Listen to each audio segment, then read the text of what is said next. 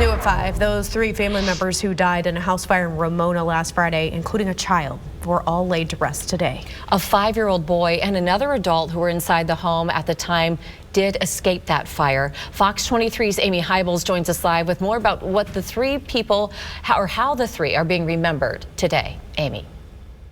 Well, that's right. This afternoon, I spoke with Michelle Davis after the funeral service. She is the granddaughter of 79-year-old Jane George, one of the 3 who died. She told me today's funeral was really focused on honoring their lives and who they were. And she shared with me off camera what she wants her family members to be remembered for.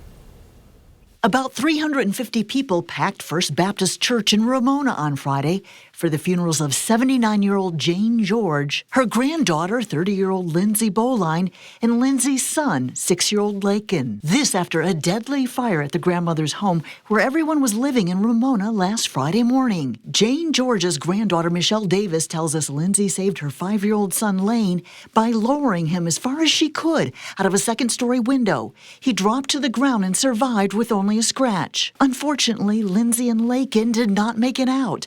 The 6-year-old died in his mother's arms. Michelle says Lakin loved music and sports and wanted to be a boxer. He loved Rocky. He was also a sharp dresser. Here he's pictured all dressed up for homecoming last year. She describes Lindsay as a beautiful soul whose boys came first. Lindsay graduated from Caney Valley High School and attended NSU in Tahlequah and worked as a traveling hairstylist.